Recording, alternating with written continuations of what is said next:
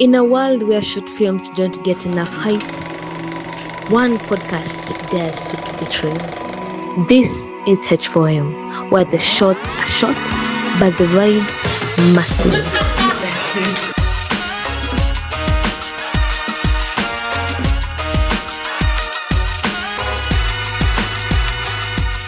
Hello, welcome to H4M podcast. This is our second episode. My name is Yvonne and I'm Georgina with Kerry. And I am Marko. So today we want to talk about the themes.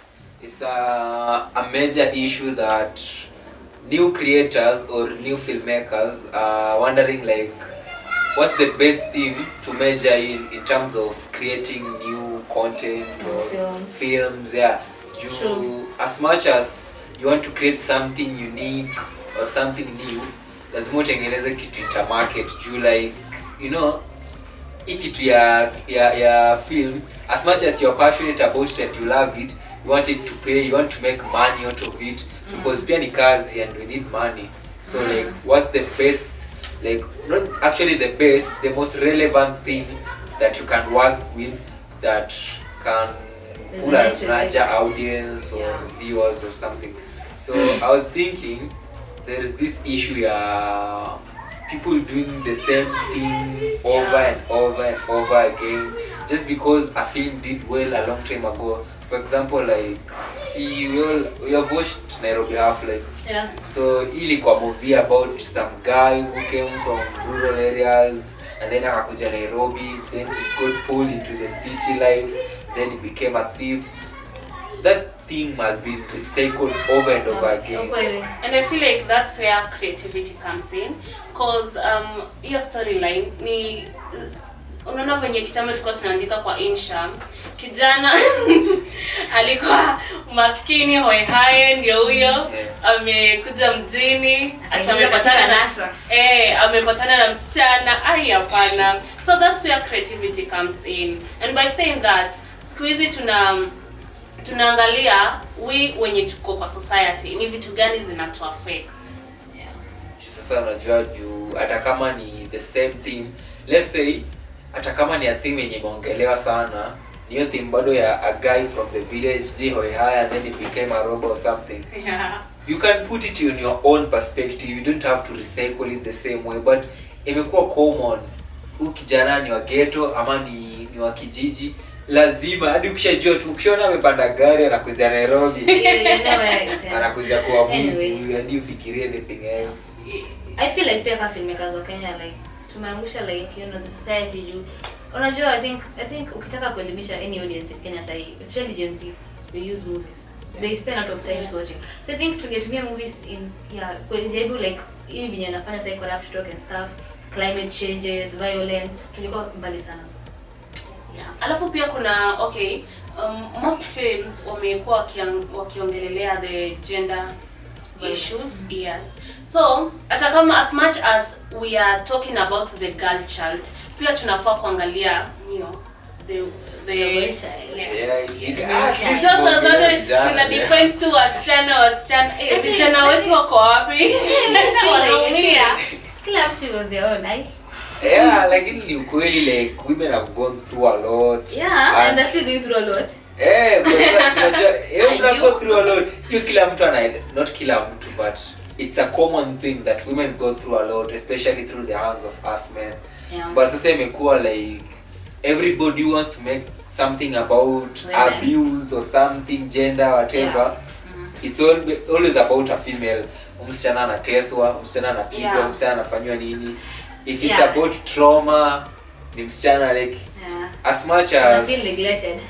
Like boy child bana. Alafu utapata kukiwa na any issue about the girl, like, utapata yes, sisi tunatetea wasichana sana, lakini ikifika kwa wanaume, jamani, I feel it's something to do with the men. Men wanapenda kutetea by the way, wanapenda kujiona wako na tu, they're just immune to everything. So I think it's partly the problem.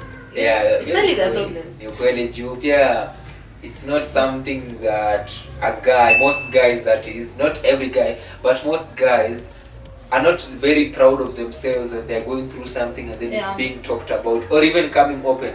For example, I have friends, male friends. It's not daily that my friends kama madem, if say like maybe you have a boyfriend and then he makes you go through something very like emotional or traumatic, so you go to your friends and when is it to open up. But my boy sisi kuja niambie mamori yangu eti yo at some point you will see you as a weak person.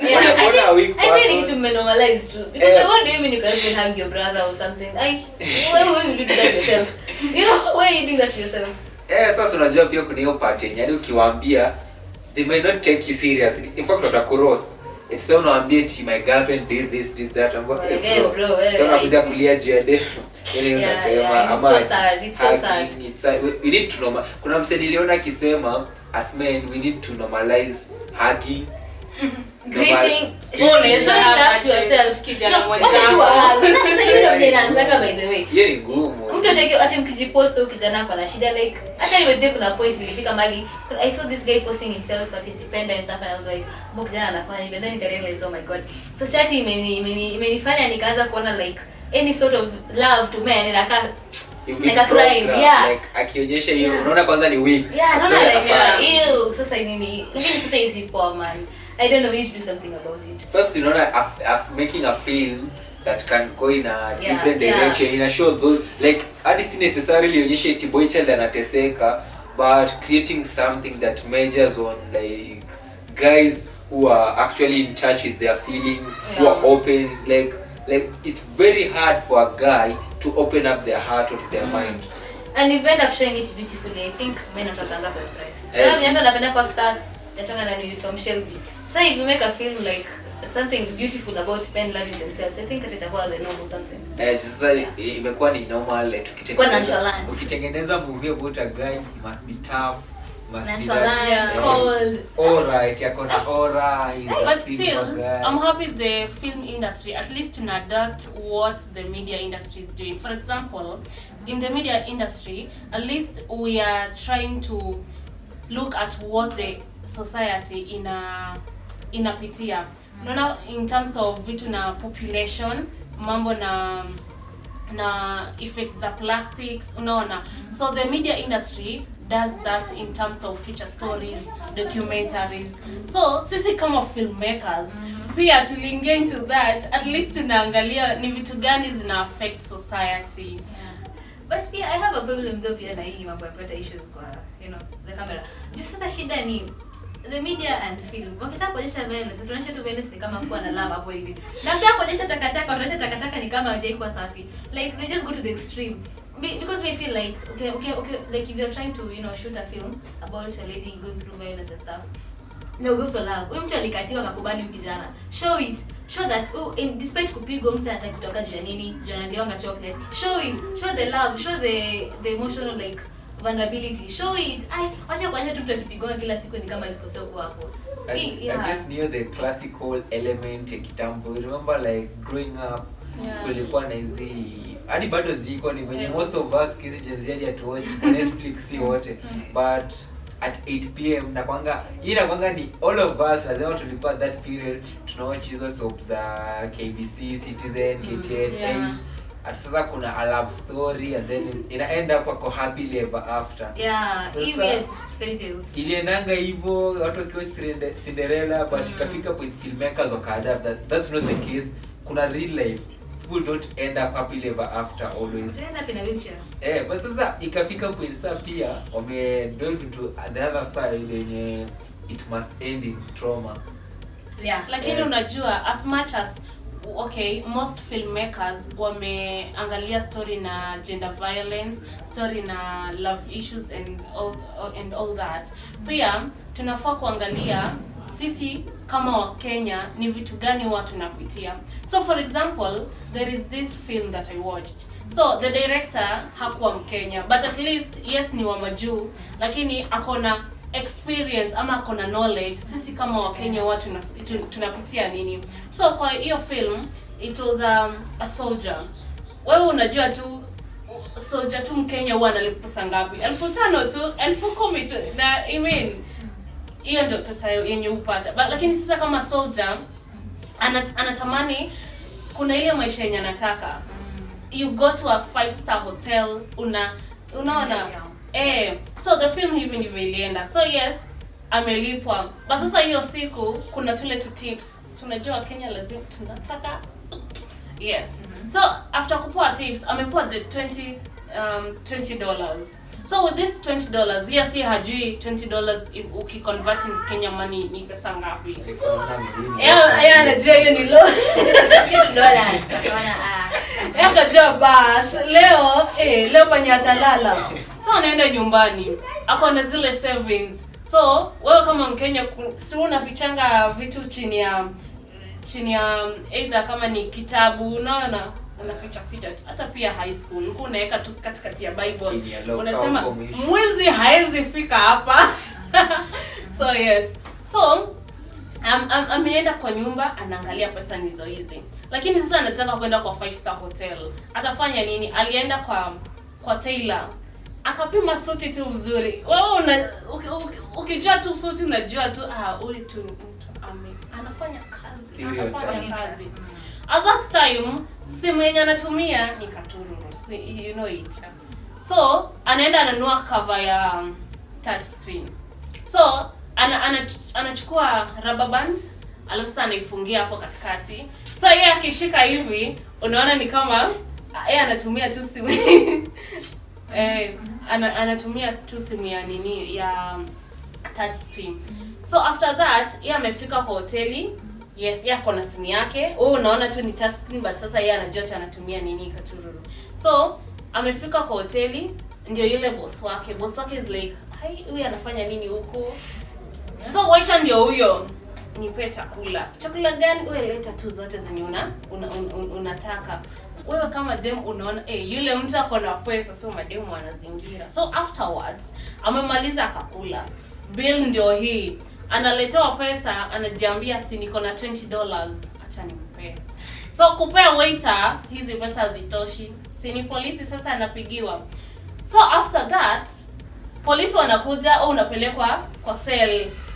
Kuna ile kuongea, you know Kenya corruption. Chai ukiongea tu lugha ya kwenyu hivi unapewa tu kitu kidogo. Polisi naye hajui pia $20 ukiconverting Kenya money pesa ngapi. Unapo anatoka. Na hivyo ndivyo alienjoy life yake akiwa 5-star hotel. Kisa sinaona the guy who directed that wasn't Kenya. Yes. I guess sasa ni kitu ya as Kenyan producers or directors, when they want to make a movie wanaangalia vitu za majuu. Wanaangalia vitu za majuu eti wenye aliona movie ya kina Tom Hardy wametengeneza hivyo, anataka kutengeneza hivyo. Lakini msi wa majuu kikuja ana get into the stories za Kenya, ana research. Si eti anaandika tu script according to what he knows. Anaandika according to what he can see. Anaenda anakuwa exposed to what people see.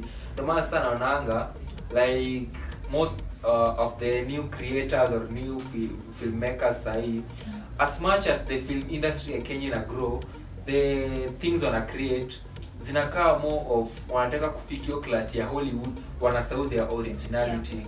Wanasahau they have rich stories to tell. Yeah, because there are stories everywhere, literally everywhere. For example, kitu kama corrupt talk, it's all over TikTok. You can just sit down and just think about kwanza Kenya content ya corruption nyingi everywhere. Unatengeneza 10 series movie utengeneze kabisa. Sasa like sasa as much as nataka kutengeneza corrupt talk, lazima uangalie Subaru sikubebe. So you can't be like too open or too obvious you're going to talk about a person. Kuna stuff like tarnishing a person's name or reputation. So like you have to be also creative about it. Na hiyo ni kitu kitengeneza sahi. Most Kenyans, Africans, corrupt talk is global. It's global. So it has a larger audience. Yenye ambao ukitengeneza a project about that, itaweza reach a much larger audience. Kila mtu anaweza relate. Not like normal story. Unataka kutengeneza script. Jana ametoka kijijini ni mwizi. A love story, happy ever after. A love story, msichana amepigwa. Kila mtu unaoshaangalia movie. It's a 90-minute movie, but the 15-minute to go off. Lakini pia unaona sasa pia you as a scriptwriter ukiandika hizo stories, at least uiweke in a way like huyo scriptwriter akwe pia ameonja hiyo life ya sana. Kwa mfano ni corruption, hiyo story ina deal na corruption. Hauwezi weka scriptwriter akuwe ni scriptwriter wa majuu, at least akuwe pia yeye ni Mkenya, anajua venye corruption Kenya huwa zinakuwa, unaona, like corruption is everywhere. Pia in terms of pia kupata kazi, unaenda mtu anakuambia wewe kama uwezi nipea kitu, I mean hakuna kazi. Kama uwezi nipea kitu then we won't shoot your film, you see. Yeah, lakini so unajua shida ni ati your originality come up nayo. As much as people want to do that, the trends for example Showmax right now ina take a lot of Kenyan projects.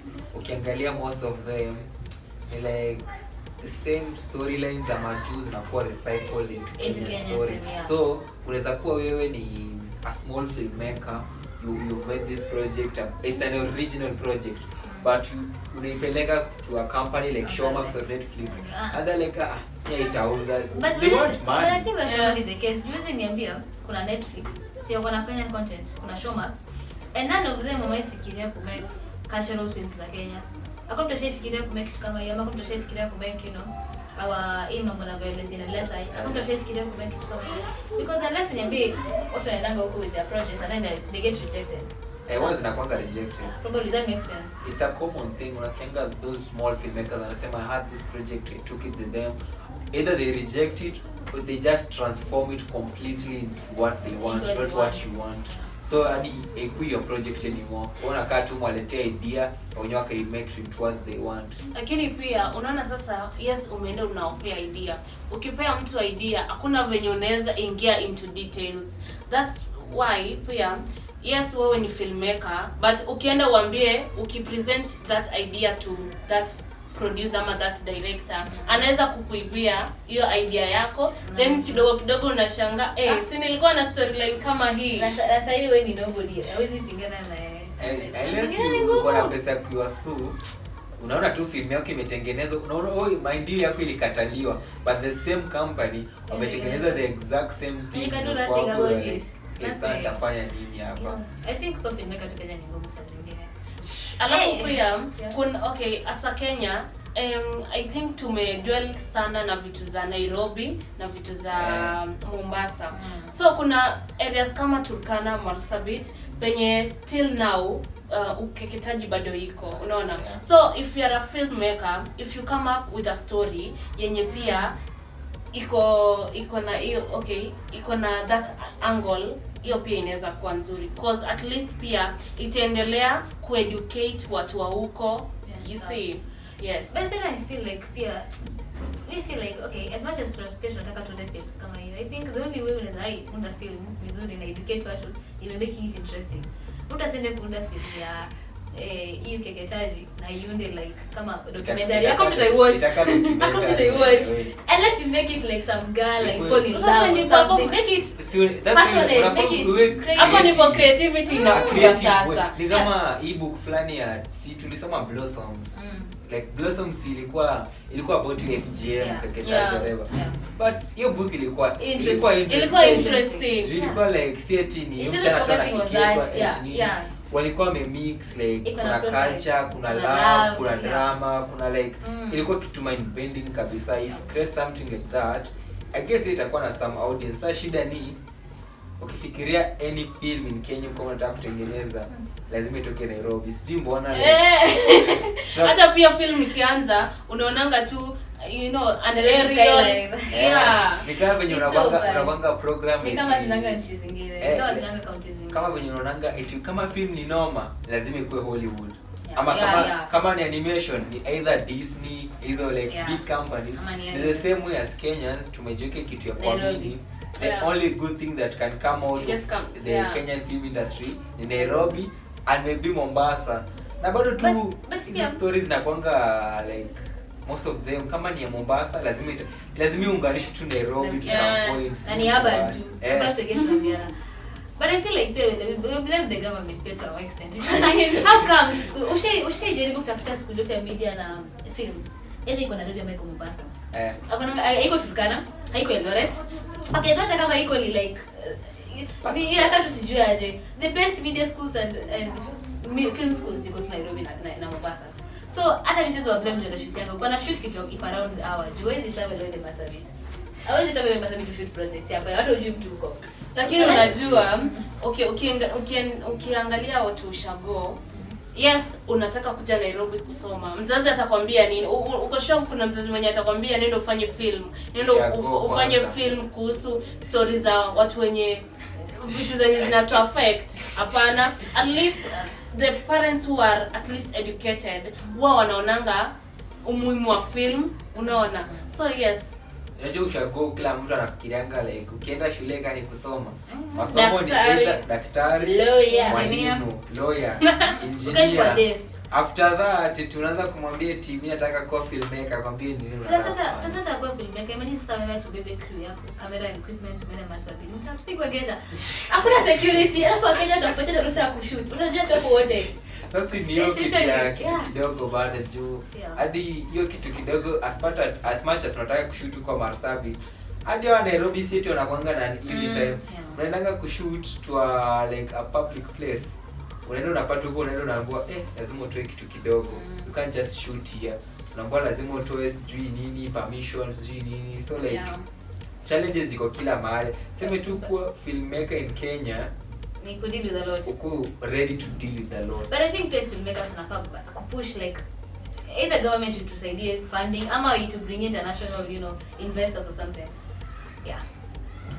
Anyway, I think as filmmakers tuko na a way to make change the society. Creativity no lazima. And funding. Apply your creativity not just in making the film but how you come by in making the film. Your process ya kuimake. Like ukue creative, don't make it the usual way to do it. Alafu pia si tuta make film na ukae nayo. At least pia we see how we can market the film. For example, if the film is about gender violence, pia tunafaa kuimarket pia kwa the schools, the high school students pia. Yes, that is one way of marketing. Anyway guys, that has been our time today, and I hope you join us for the next episode. This has been episode 2, and just support us, like, comment, critique, share, subscribe, all of that, and we hope you join us for the next episode. It's been a nice time. Have a lovely week. Thank you for joining us. Bye bye.